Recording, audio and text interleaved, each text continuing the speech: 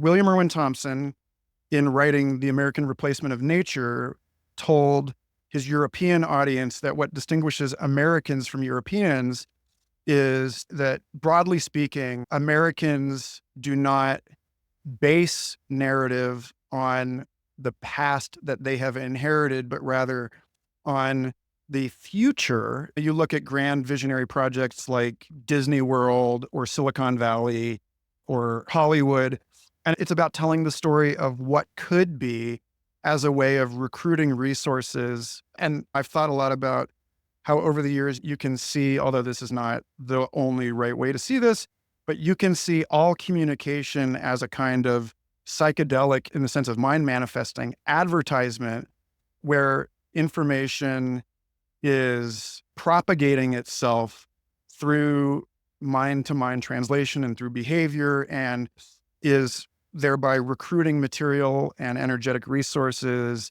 And that basically, for as long as we have had symbolic communication, it has been our ideas that are actually at the wheel, including our institutions. Humans are not driving the unfolding of culture, but culture is driving the unfolding of humans. Greetings, future fossils.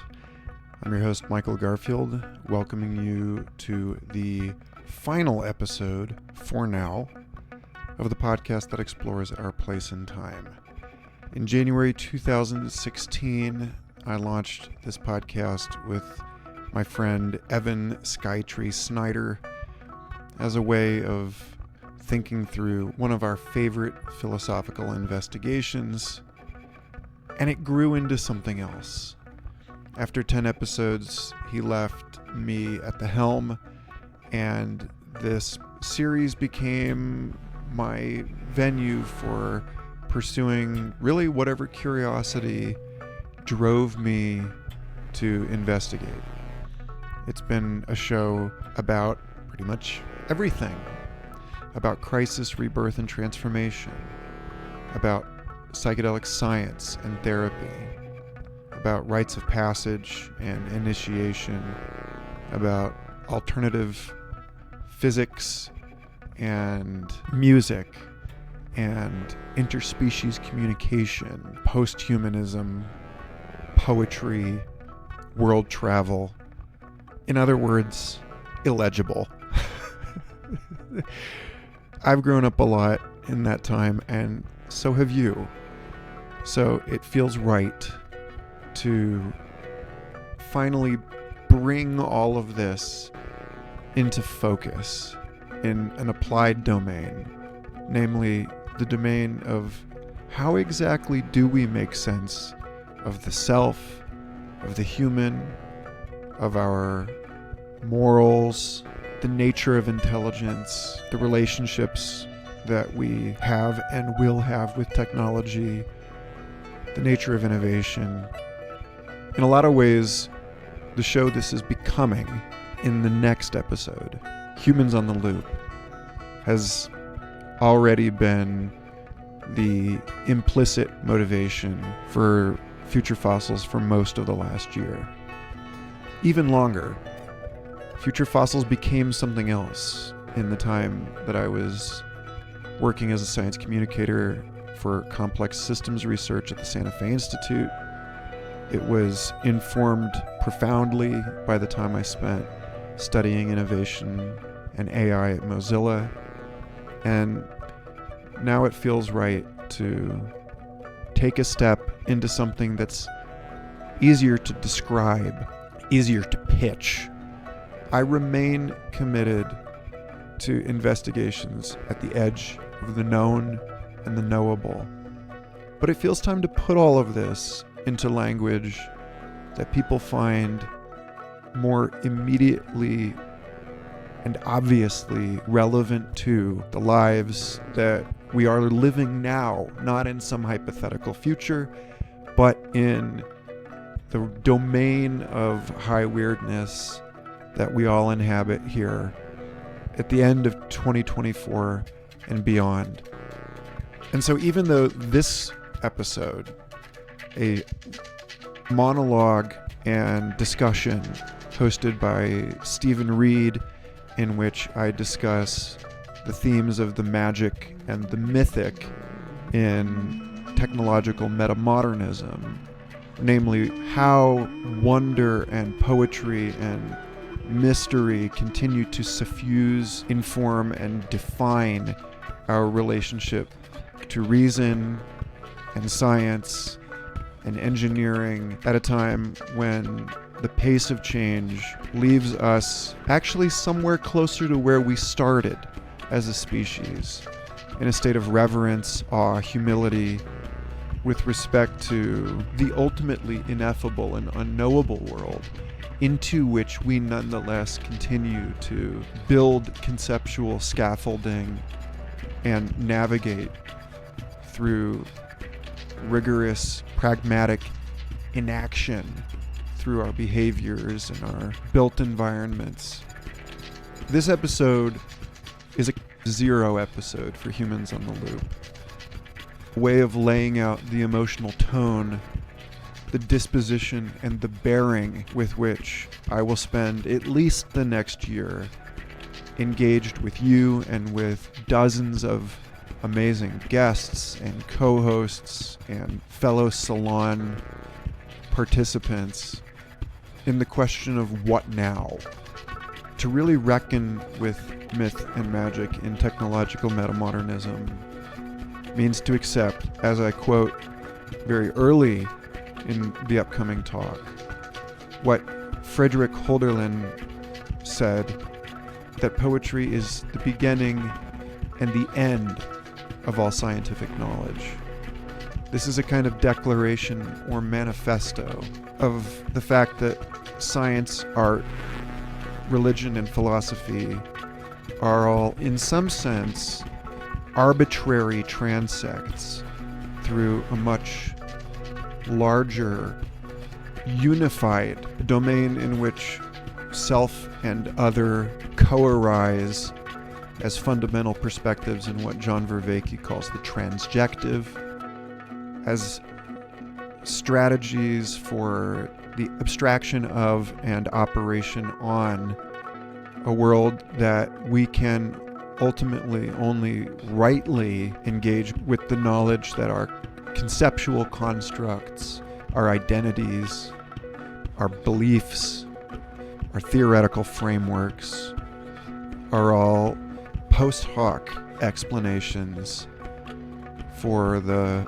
patterns that we, much like our large language models and other technologies that discover and surface statistical correlations in the chaos of experience, must ultimately regard as prior to all of the work our heads are doing, and also the destination of the great journey of our lives and of the human project. I want to thank everybody who has supported this show over the years, and I want to take this moment to invite you to continue supporting in whatever ways that you can, much as I won't claim to make any absolute, final, and totalizing statements about the nature of our mysterious cosmos. I want to be careful not to make any such assumptions about the kinds of help that you can provide me and the listening community that has sprung up in amazing ways around these conversations. Having finally taken the leap of faith into doing this as my full-time gig, I invite you to consider how you can help support the ongoing work to synthesize, translate, and investigate our mysterious ground of being, as well as the relationships and projects that will precipitate out of this. And I have wonderful things in store. If you visit the show notes, you can see a list of the dozens of people I have already interviewed for this project, and the dozens more I hope to. If you know any of these people and want to help foster the relationships upon which this work depends, please do not hesitate to do so. And of course, I deeply welcome and appreciate your support at michaelgarfield.substack.com or patreon.com/michaelgarfield. I'm finally in the groove writing on a regular basis about the themes of informed consent, addiction and gaming, accountability and oversight, multi-scale cognition and regulation, spellcasting, and technology as parenting. And I'm bringing all of this work together in essay form, in book form, and ultimately in the training of bespoke language models for sense making and for wise innovation. So, yeah, again, thanks to Stephen Reed for hosting the Technological Metamodernism course, and to you, all of the people I've been engaged with in the Future Fossils Facebook group and Discord server, in the Wise Innovation and Holistic Technology Discord server, which is its own wonderful barrel of monkeys. And I want to reassure you that Future Fossils will continue as not only the legal entity and production company through which this work is born into the world, but as a series of additional members-only conversations I will continue to publish on as regular a basis as I can, because my curiosity obviously continues to run rampant and unbounded through the vortices of the adjacent possible. Thanks you all, and enjoy, and stay tuned as I close out this year with the beginning of something new and awesome. If we haven't spoken in a while, I'd love to hear from you again. If we've never spoken, I would love for you to introduce yourself. I know that mine is the face on the camera right now, but ours is an ensemble improvisatory exercise in which I am immensely grateful to co-participate with you. So, enjoy myth and magic in technological metamodernism. And if you're so inspired, let me know what you think. I would love to fold your insights and observations into this ongoing shebang. You're great. Thank you so much for your attention and for your inspiration.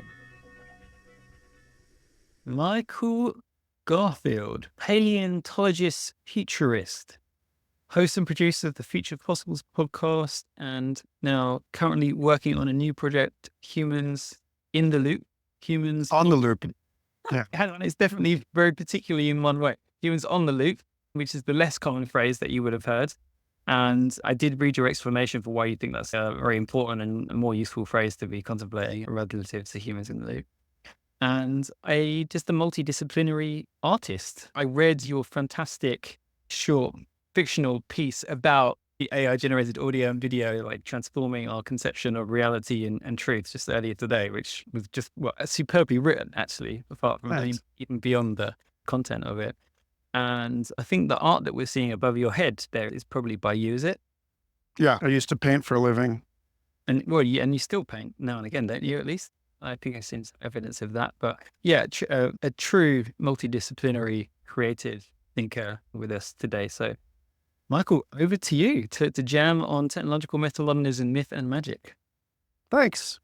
Okay, so myth and magic. I'm coming out of some graduate study and some personal and professional affiliation with the Integral Institute circa 2003 to 2010, the sort of climactic heyday of the scene around Ken Wilber and that kind of thinking. And although it was very clear to me very early on that, I was frustrated with both the misrepresentation of evolutionary biology and the unwillingness of that scene to use the meta framework to treat or investigate paranormal or anomalous or weird stuff, psychedelic experiences and the UFO phenomenon, et cetera, entities And then also the inability of that group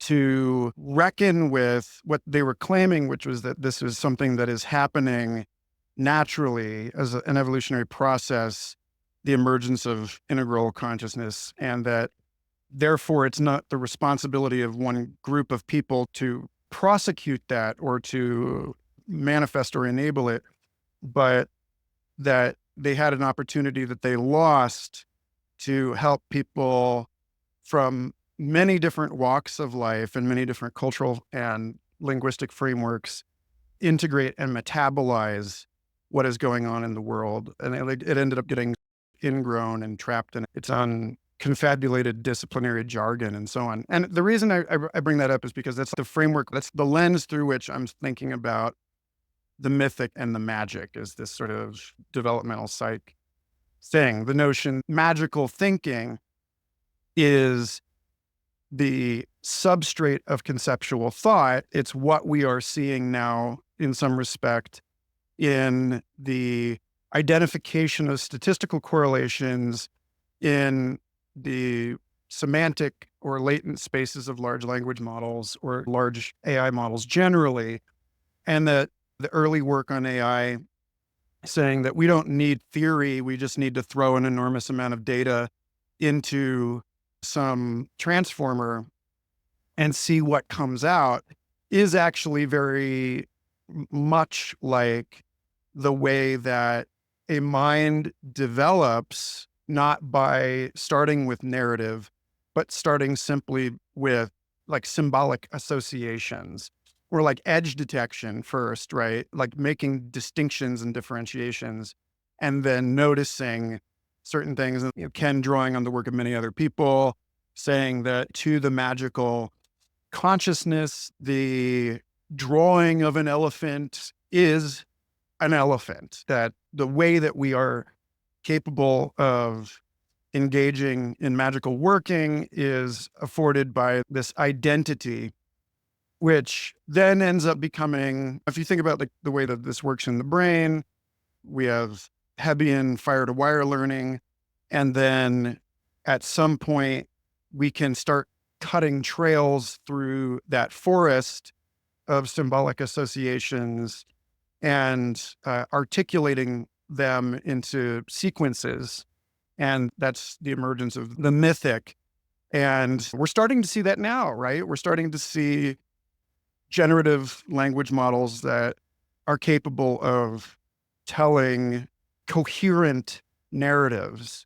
And so, at any rate, when, for instance, Friedrich Hölderlin says poetry is the beginning and end of all scientific knowledge, I take that to mean that we depend on metaphorical entailments. You think about Lakoff and Johnson's book, Metaphors We Live By, which is fantastic and did more than Ken, I think, to help me understand what John Vervaeke and others call the transjective, or the notion that subjective and objective perspectives are low dimensional slices taken out of the real, capital R real, in which nothing is purely subjective or objective, but that everything is structured out of some combination of these perspectives. That the metaphors that we create are, yes, in some sense, a record of stable features in the interaction between an organism and environment, quote unquote,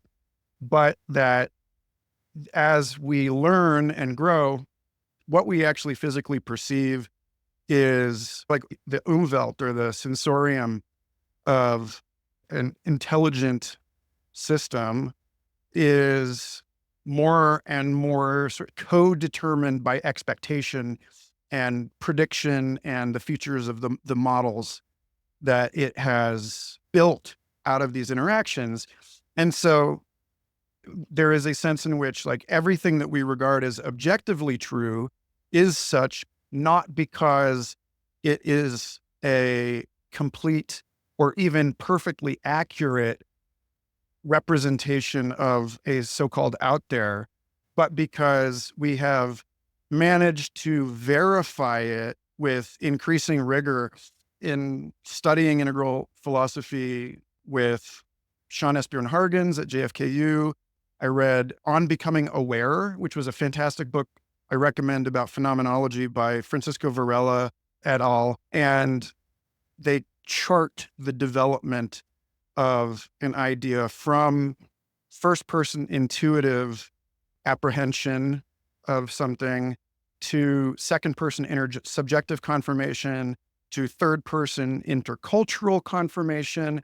And the point of using integral or any kind of reconstructive postmodern framework to look beyond the ways that, for instance, empirical science can continue to stress test observations through the reproducibility of experiments, you get to a point where you need to start stress testing those validity claims by actually testing them against the claims made by other methodologies entirely. So that you get into this question about, for instance, neurotheology as the synthesis or synchronization of phenomenology and brain scanning, qualitative and quantitative approaches. And the further you push into that, the more obvious it becomes that poetry is not just the beginning of all knowledge, in that it affords us the conceptual frameworks upon which causal mechanistic frameworks are based, but it is also the end of scientific knowledge, in that your epistemic horizon is characterized by an inability to reduce complexity into human legible, cognizable models.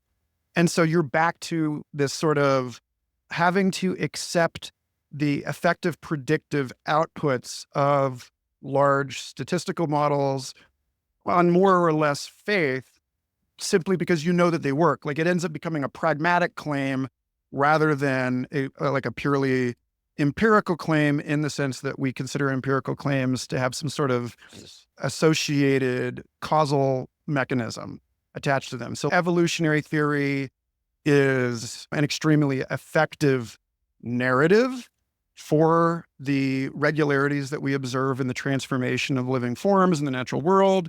But Kevin Kelly talks about in his article on the expansion of ignorance, the science is in some sense the exponential production of answers, but the super exponential production of questions, because there's a recombinant process going on here where the more answers we have, the more possible interactions occur between them. And what we end up with is embodied in the fact that all paradigm challenging scientists tend to have their attention on that which transcends the abilities of science as we've defined it to explain. So there's, like, you think about Einstein or Bohr or Bohm, like all of these people end up casting some sort of ultimate devotion to science as the production of questions rather than the production of answers, or science pursued to the hilt is actually fundamentally mystical. And so we end up back more or less where we started, which is a reverence for the isness and an appreciation for, again, fundamental capital M mystery, or our inability to make solid claims, or the groundlessness, the constructedness of scientific knowledge. I like the way William Irwin Thompson put it, which is that a fact requires a theory like a flame requires an atmosphere. And if you think about it in evolutionary timescales, the atmosphere is itself an object that was constructed by the autopoietic processes of bacteria and of other microbes photosynthesizing and producing oxygen, and then utilizing oxygen in a different metabolism. So even the idea of the atmosphere is not itself a static and objective thing, but is an emergent phenomenon that's processual and built out of relational dynamics. And so you're back to, again, thinking about the very air we breathe as a kind of poetry made out of associations between different metabolisms that operate as hypotheses about the environment as a way of empowering life to dissipate energy and process information. And again, that's the narrative that I live in. But okay, so what does this mean for us with respect to coevolution with AI? What does it mean for us in terms of living within what Timothy Morton calls the hyperobjects of the modern world, or the metamodern or meta-industrial, Caleb Sharp's data ohm, these different ways of talking about the built wilderness that the success of the modern project undermines, this totalizing aspiration to control and understand, because actually the tools that we use to better understand and control the environment end up producing a ton of endogenous novelty.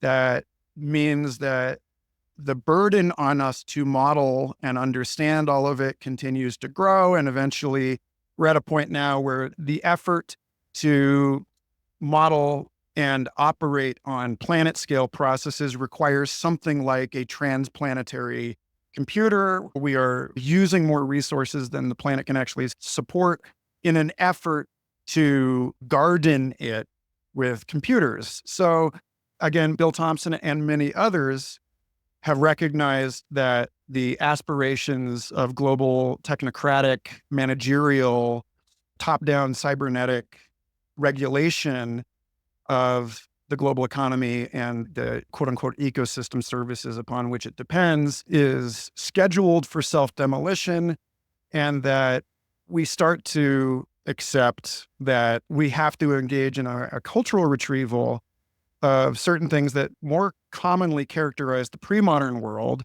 whether you want to talk about it in terms of animism, whether you want to talk about it in terms of recruiting Ian McGilchrist's right-brained pattern detection, attentional mode, whether you want to talk about it in terms of engaging with chatbots as oracles in the way that Athens engaged with the Delphic oracle as a way of complementing clearly defined analytical structures with injected noise, whether you want to think about it in terms of Eric Wargo's argument that dreams are all precognitive and that noise in the brain is actually future information, and the brain is binding time as a four-dimensional object, and that therefore we live in a material world, but it's a material world in which we have to accept the fundamental inexplicability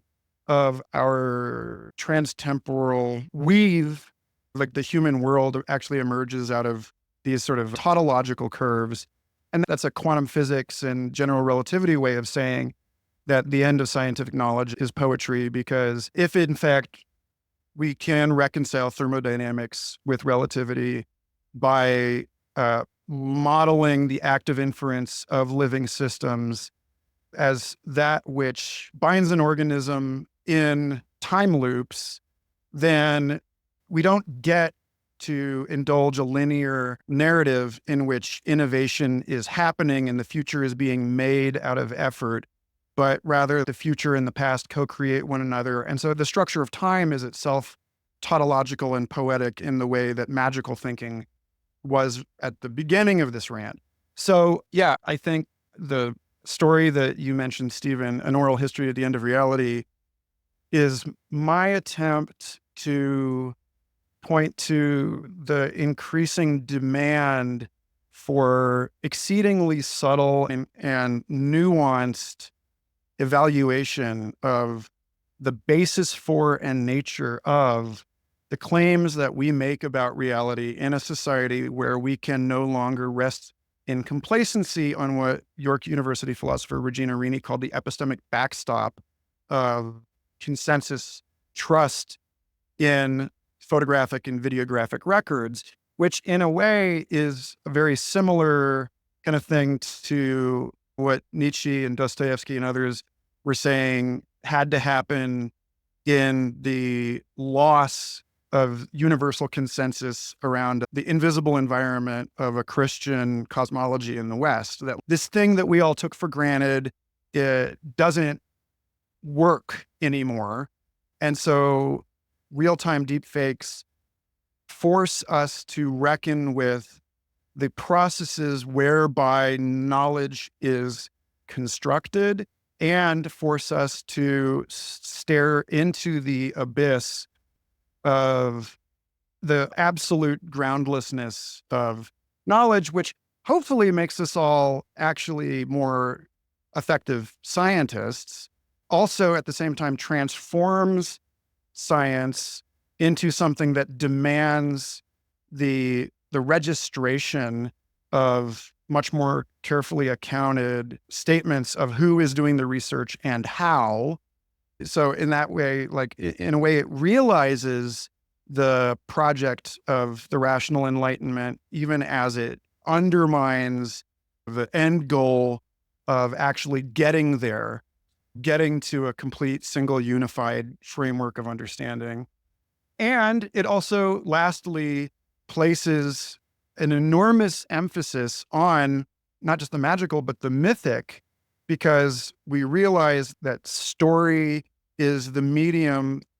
If you have a causal framework, that's a hypothesis that you're testing, and it's where you go to allocate talent and resources to the next iteration of creation and discovery in research. So the last piece I'll say on this is that William Irwin Thompson, in writing The American Replacement of Nature, told his European audience that what distinguishes Americans from Europeans is that, broadly speaking, Americans do not base narrative on the past that they have inherited, but rather on the future. You look at grand visionary projects like Disney World or Silicon Valley or Hollywood, and it's about telling the story of what could be as a way of recruiting resources. And I've thought a lot about how over the years you can see, although this is not the only right way to see this, but you can see all communication as a kind of psychedelic, in the sense of mind manifesting advertisement, where information is propagating itself through mind to mind translation and through behavior, and is thereby recruiting material and energetic resources.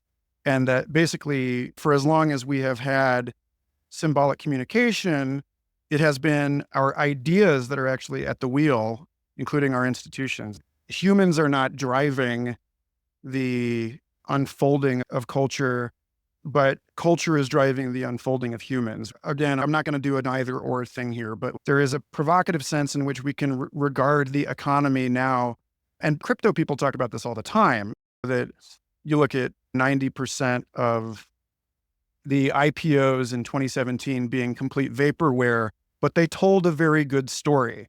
And religion is more about the mythic layer and its commitment or its compulsion of behavior than it is about the empirical claim. And so I just think that what is going to shape our interactions with technology and with one another in a metamodern framework is our ability to find plausible and verifiable or evolutionary sustainable narratives out of robust metaphorical entailments that we identify as stable features in the bewildering complexity of the seas of data that we're swimming in. And so we can tell stories to one another that afford the coordination of behavior at scale, but do so in a way that recruits this sort of refigured scientific verification into the workings of our service to the futures that, quote unquote, everyone can agree actually serve their interests. And those interests include the truthiness or the believability of those stories. So that's a ton of stuff. I'll stop there. If anything didn't make sense, let me know and I'll try and make better sense of it. That was fantastic, Michael. There was a comment from Daniel saying, this is the best academic lecture / slam poetry / sermon / magical implication / attunement and invitation to engage I've experienced in a long while. Yeah. So I'm going to exercise my privilege as host to drop in a couple of questions before we open it up to the floor. And I'm going to use that to get your take on a couple of the concepts that we spoke about in today's notes. So most broadly, what is the proper relationship as metamodern technologists we should have with myths like Wetiko, like Moloch? Then we saw how Mark Zuckerberg is inspired by Caesar Augustus. So it could even be figures actually existed in the past, but I'm reminded of the idea of the pre-trans fallacy, much popularized by Wilbur, suggesting that it's like a really important trap that it's very tempting to the integral mind, the metamodern mind, to go into the realms of myth and magic and claim that they're approaching this from some kind of higher perspective. But actually, once you or under inspection, there's actually been some kind of devolution or some loss of the kind of real essence of that integral thinking. And so how do we avoid that here? What is the proper place for story and myth in constructing a metamodern technology? How can we work with it in a useful and productive way without being somehow seduced or confused by it?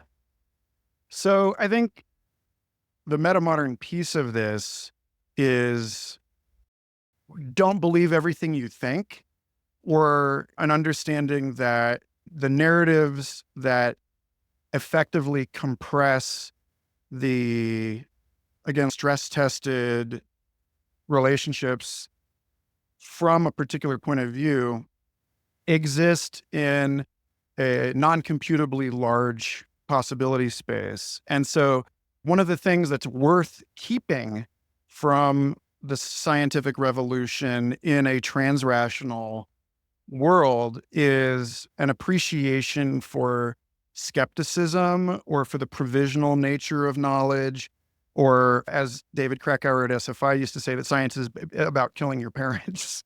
And I think that if you look at Wetiko or Moloch, they're the output of very effective compressions of enormous complexity that work very well to describe certain patterns in the observable world.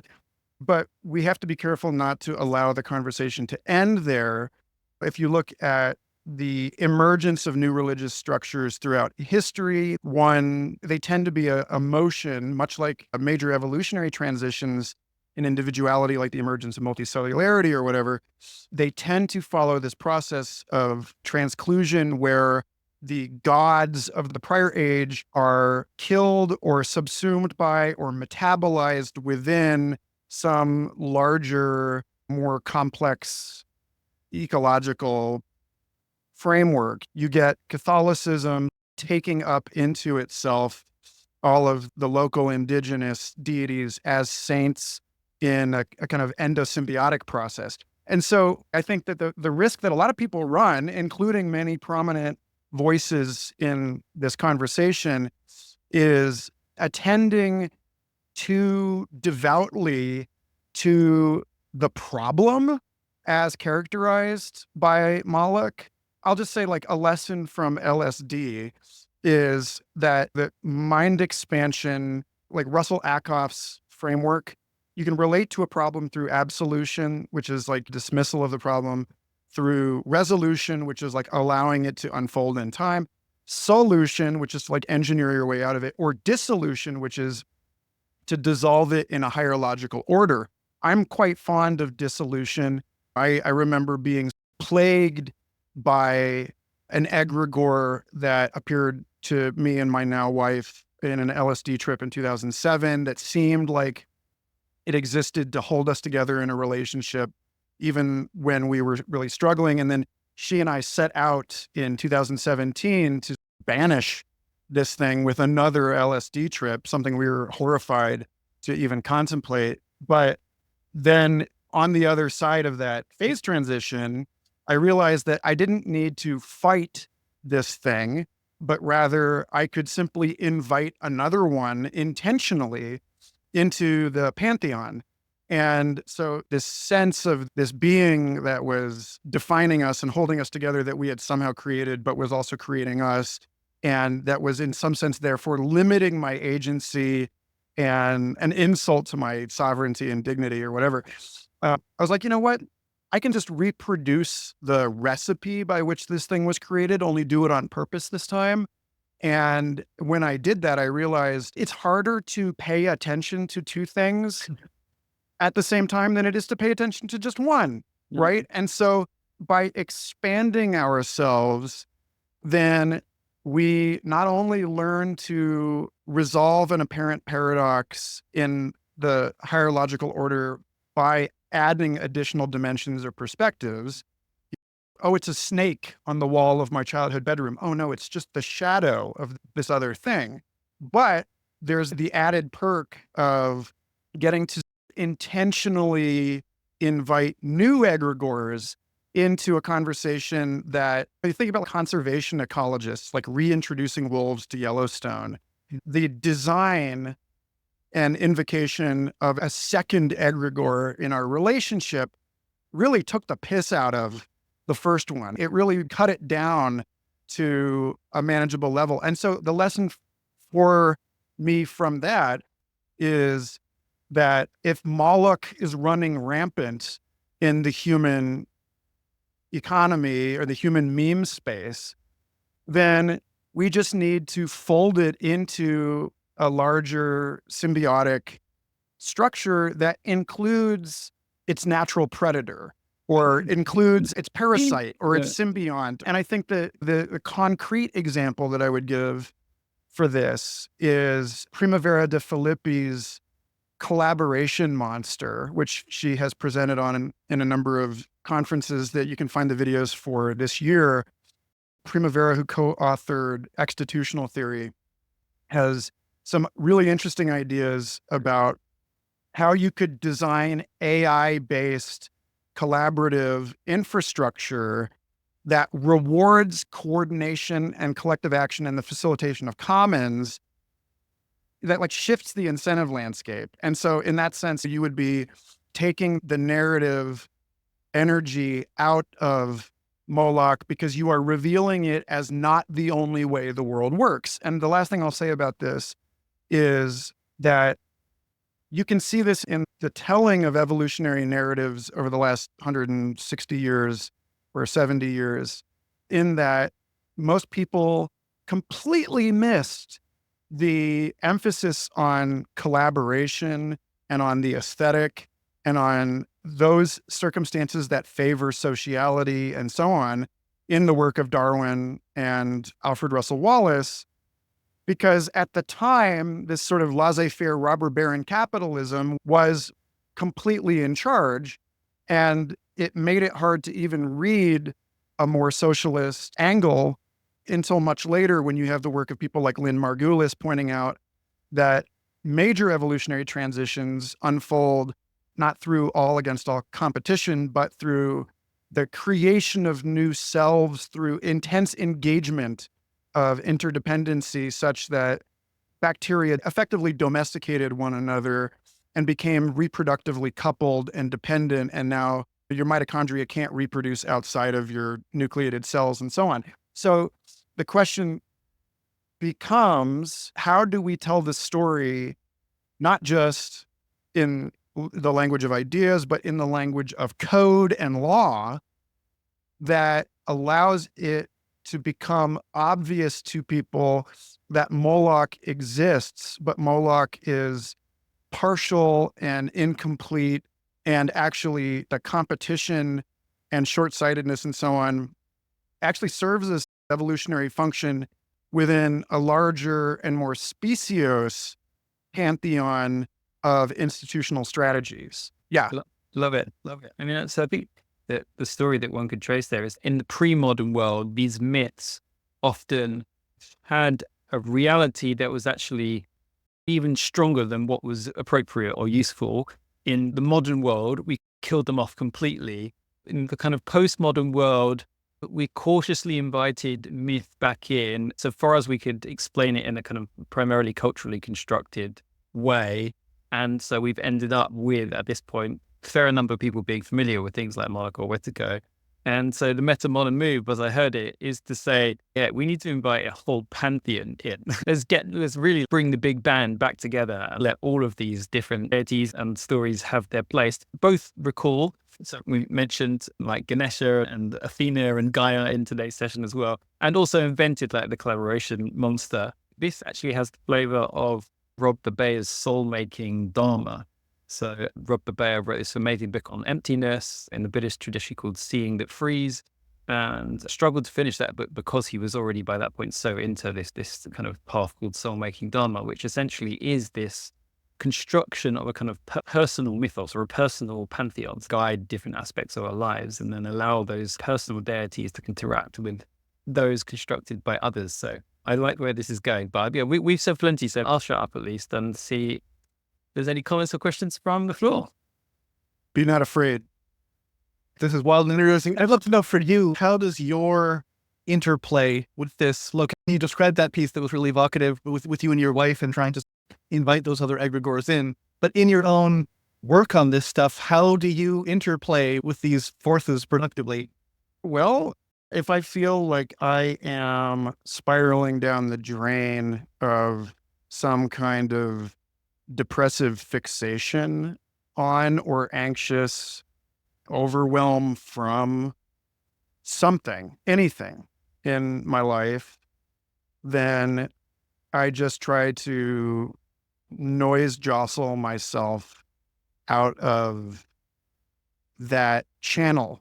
In a way, it's like a generalization of the insight that if you are hung up on your ex, you should just go dating, get out of the house, get out and mix up. Because I think that this stuff has a very strong and universal neurological base. Like you think about machine learning and the problem of overfitting on training data, and how do you make sure that your model is not just making catastrophically bad predictions? And it's like, well, for starters, when I interviewed Tim Morton for Future Fossils, and we talked about the Christian notion of grace and its relationship to like forgetting as forgiveness.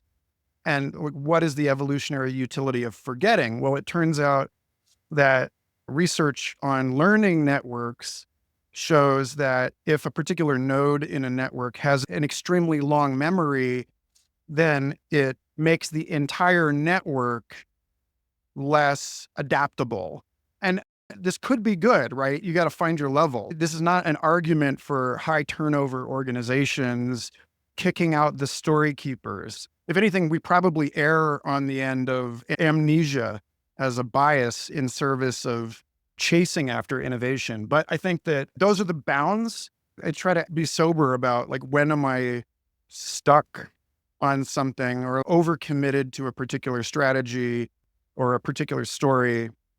And when might I benefit from the very well characterized approach of taking a bath, going on a hike, getting a nap, decoupling myself from the optimization function that isn't working and jostling myself off a particular hill climb down into some valley when it turns out that it's not really up and down a fitness landscape because the landscape has more dimensions than I realized. And what looks like down, for instance, quitting my job at the AI startup this spring to pursue humans on the loop, is actually up, because in order to do that work with integrity, then I needed to not be preoccupied with this job that had paid me a better hourly wage than any other job I'd ever had, and be like, you know what, I can't, this is like slave logic. I don't exactly condone master slave metaphorical frameworks, but because in chaos magic, as Duncan Barford and others have pointed out, there's a sort of a thermocline where what you thought was mastery becomes like bhakti yoga or devotion once you've realized where it takes you, is to the point I was saying about the expansion of ignorance earlier. But yeah, I don't know. Is that concrete enough? I think it's just having a sticky note on the wall that says, is there another way? Or when like my wife is getting frustrated with her computer and stuff isn't working and trying to use the thing is getting in the way of her being able to express herself in an email. I'm like, that is an indication that you need to walk away from this thing for a little while and then come back to it a different person. Thank you. Anna, yeah. Thank you so much. I just dropped in on the last bit. Thank you for a lot that you shared. Actually makes me think of Josh Schrei's Guardians and Protectors episode, which is really excellent.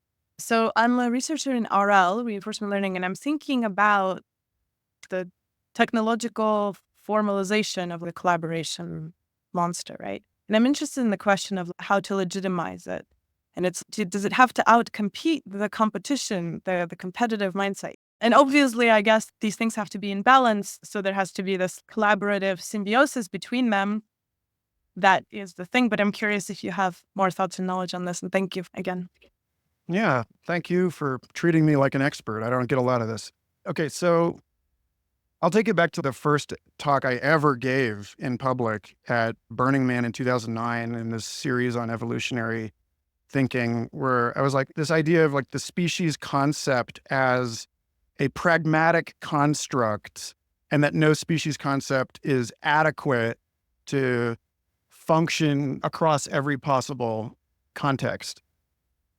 That is also true of selfhood or individuality at any scale.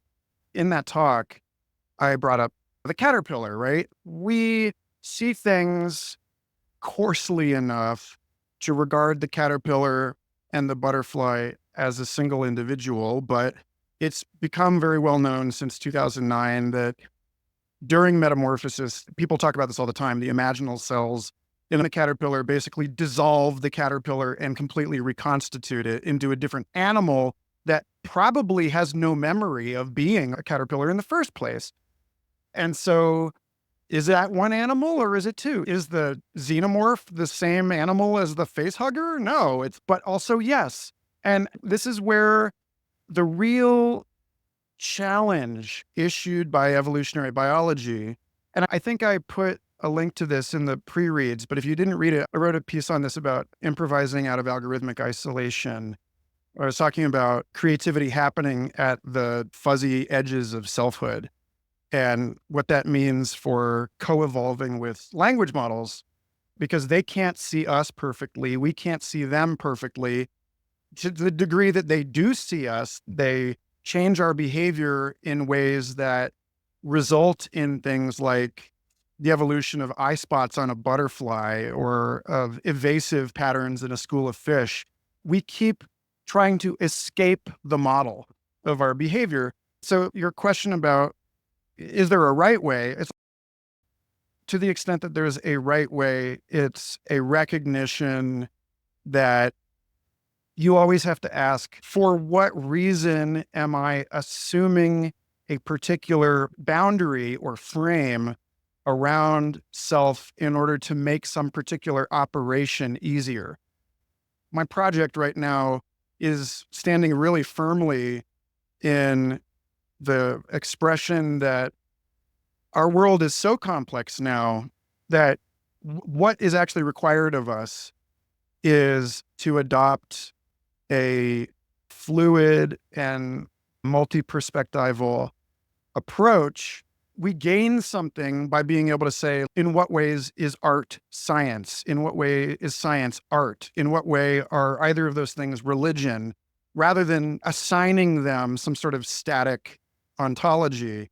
And the scary thing about evolution for a lot of people is that it means that there isn't a thing that is the human being anymore. It decenters us radically. It decenters all categories radically. But again, Ken made this point that you can't be like, all models are false except the model that all models are false.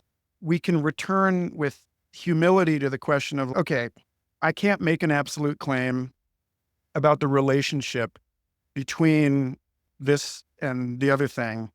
I can't make an absolute claim that it's a thing or that it's a process or that it's some secret third thing. But I can engage it provisionally, and I can decide to change my mind if this approach isn't working. And there's like an additional requirement, which is that we be really careful about the sunk cost fallacy, and that we budget additional time, energy, attention, or whatever to the strategy we've selected at the outset not proving itself out in practice. We have to get better at thinking across scales and being like, I'm going to optimize for this, knowing that I might have to undo that and start from somewhere else. I don't know. Does that help? Yeah, it helps.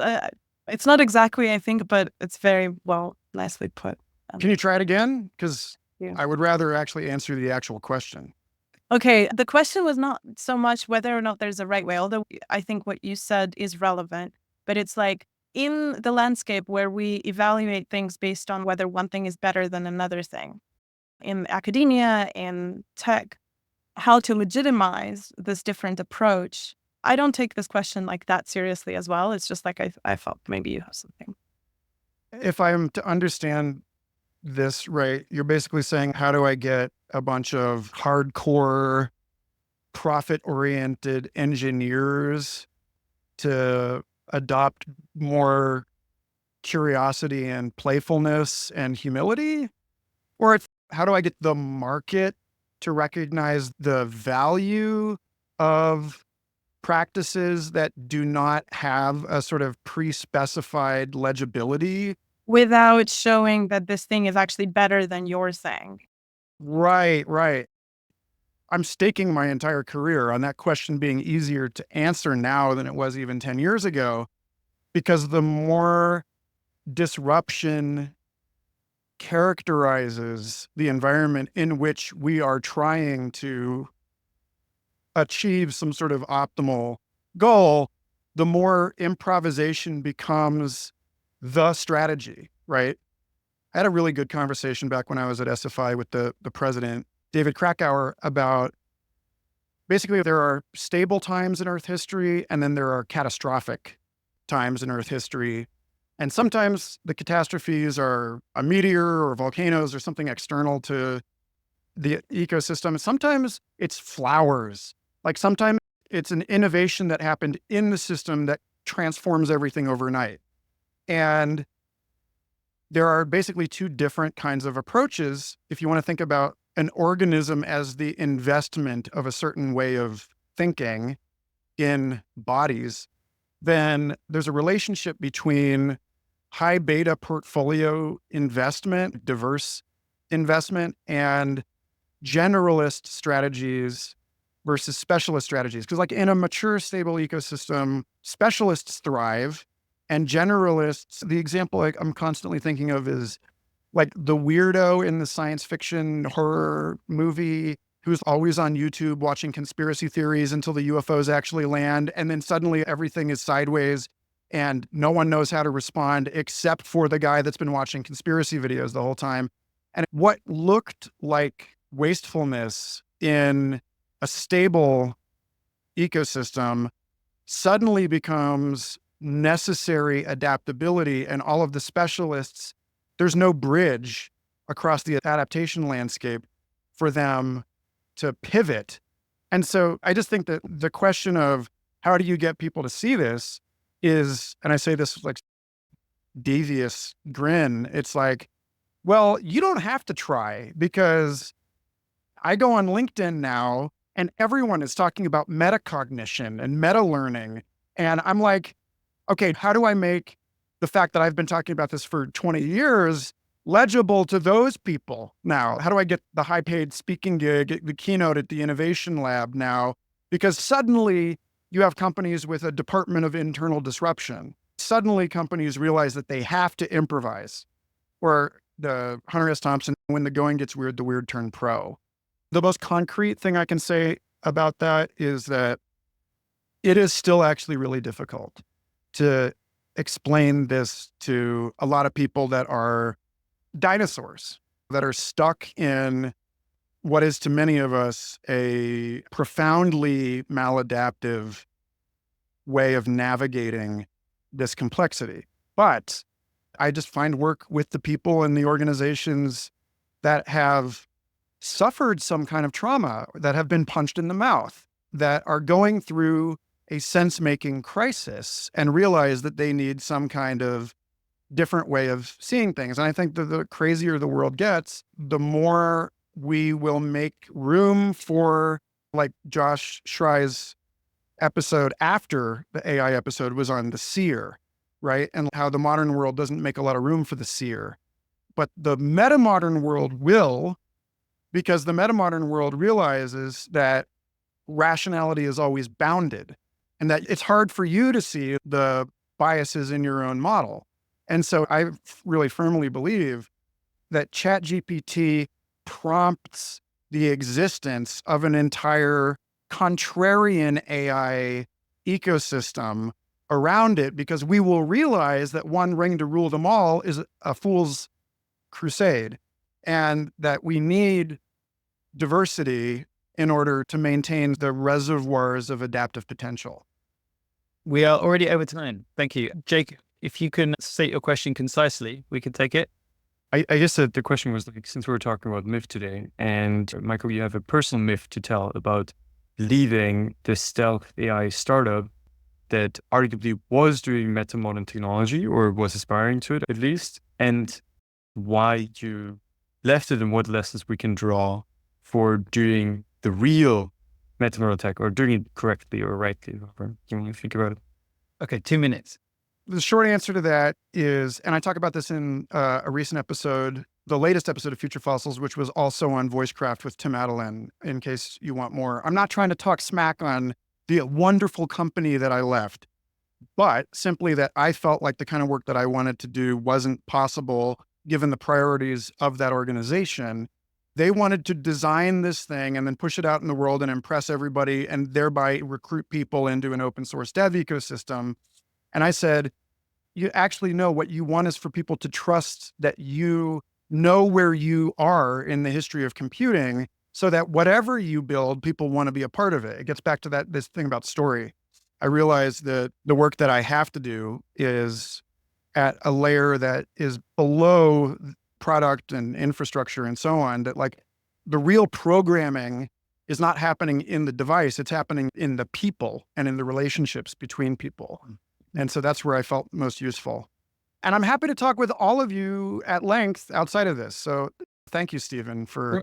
If you can, so Daniel has just posted a Zoom link. I think that's so that people on this call can like hop over and then keep the conversation going. So thank you so much for just participating in the course. I just really appreciated your enthusiasm and support since the very beginning of having the idea for this. So yeah, it really means a lot.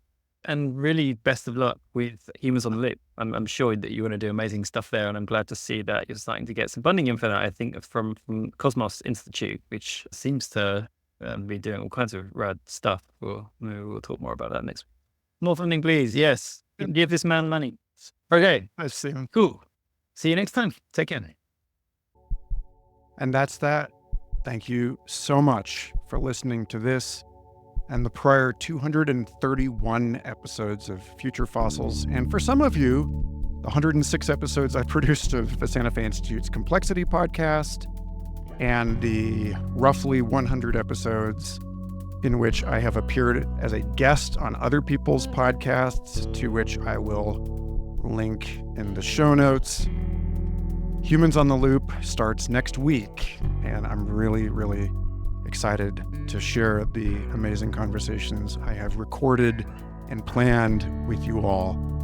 If you want to support this project, this is it. I am not selling anything for the holidays this year. I am committing myself to the provision of public goods and services. I will remain available as a strategic and creative consultant, and I would love to be a part of helping you think through whatever problems you may encounter in meeting the weirdness of our world. But yeah, Humans on the Loop, is a fiscally sponsored nonprofit operation. And, oh, you know what?